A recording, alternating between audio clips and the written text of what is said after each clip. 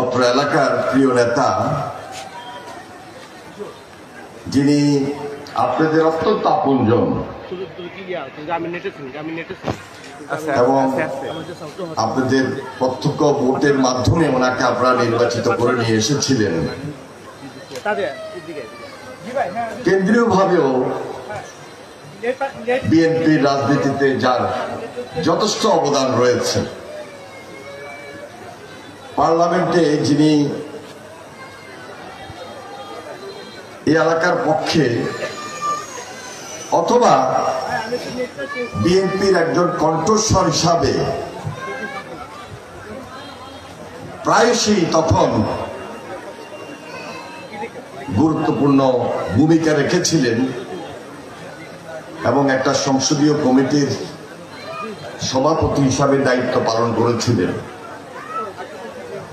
বিএনপির সহ সম্পাদক আমাদের এই জেলার যারা আমরা বিএনপিকে সবাই মিলে একত্রে কাজ করে দলটাকে পরিচালনা করার চেষ্টা করি। জনাব আশরাফুদ্দিন নিজানের খুব বেশি আন্তরিকতায় আজকে আমাদের এই উদ্বোধনী প্রোগ্রামটি 11টা ইউনিটের মধ্যে আমরা শুরু করতে যাচ্ছি। প্রথমেই রামগতি পৌরসভা এবং রামগতি উপজেলা বিএনপির সম্মেলনের মধ্য দিয়ে তার এই অক্লান্ত পরিশ্রমের জন্য আমি জেলা বিএনপির পক্ষ থেকে ওনাকে আন্তরিকভাবে মোবারকবাদ জানাই এবং ধন্যবাদ জানাই। রামগতি পৌরসভা এবং রামগতি উপজেলা বিএনপির সম্মেলনের মধ্য দিয়ে মহান আল্লাহ তাআলার কাছে শুকরিয়া আদায় করছি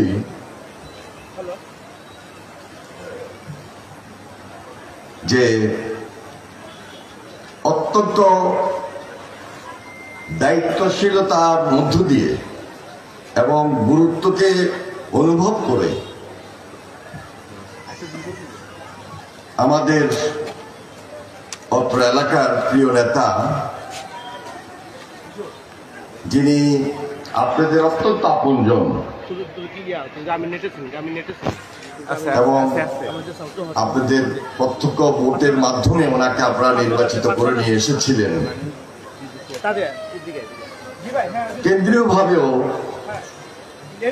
বিএনপির রাজনীতিতে যার যথেষ্ট অবদান রয়েছে, পার্লামেন্টে যিনি এই এলাকার পক্ষে অথবা বিএনপির একজন কণ্ঠস্বর হিসাবে প্রায়শই তখন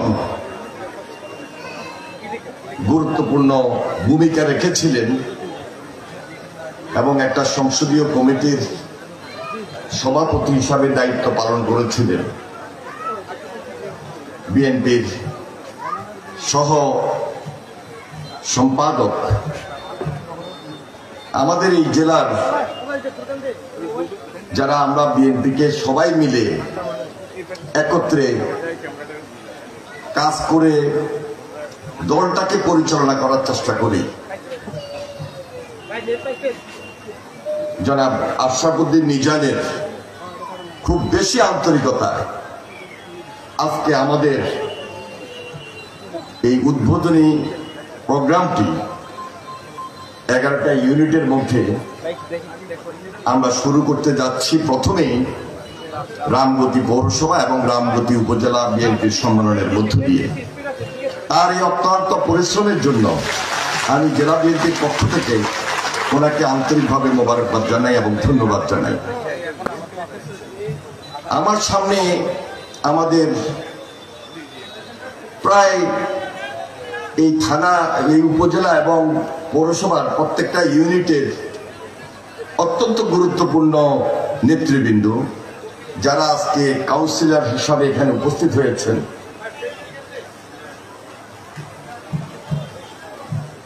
আপনারা সকাল থেকে ধৈর্য ধরেছেন এবং আমরা সবাই তো আশা করেছিলাম যে হয়তো বা 10টা বা 10:15টার মধ্য দিয়ে আমাদের উদ্বোধনী এই অধিবেশনটা শুরু করব।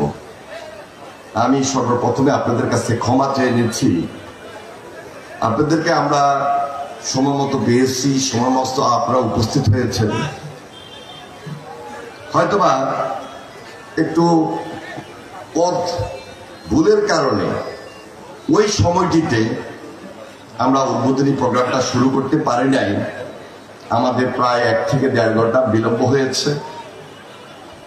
তবে শুক্রবার যেহেতু 1টা পর্যন্ত আমরা আমাদের এই বক্তব্যের প্রথম অধিবেশনটা রাখবো, এরপর নামাজের পর আমরা আমাদের পরবর্তী এটা কন্টিনিউ করব এবং সেই সময়ে আমাদের গুরুত্বপূর্ণ বক্তব্য রাখবেন প্রধান অতিথি, যাকে আমরা খুব বেশি কষ্ট দিয়েছি আজকে।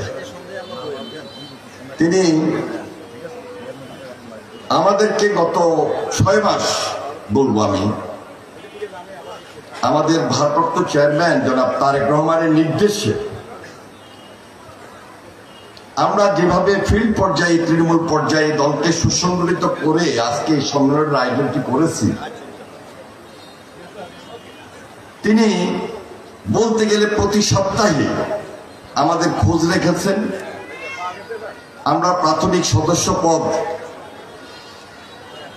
মাধ্যমে ওয়ার্ড কাউন্সিল করে আসছি কিনা এবং ওয়ার্ড কাউন্সিল শেষ করে ইউনিয়নের কাউন্সিল সমাপ্ত করেছি কিনা এবং ইউনিয়ন কাউন্সিল শেষ করে দলের মধ্যে নিজস্ব একটা ইউনিটি তৈরি করে সবাইকে নিয়ে থানা, পৌরসভা এবং উপজেলা ইউনিটগুলোর কাজ শুরু করেছে কিনা। মাননীয় প্রধান অতিথি, যদিও আপনি আমাদেরকে প্রায়শ এই তদারকিগুলো করেছেন, আমরা কিন্তু কখনোই বিরক্তি বোধ করি না, কারণ এটা আমাদের দায়িত্বের অংশ এবং আমরা সম্পূর্ণভাবে আমাদের ভারপ্রাপ্ত চেয়ারম্যান জনাব তারেক রহমান তার উপস্থিতিতে, সেখানে আপনি নিজে উপস্থিত ছিলেন এবং আমরা জেলার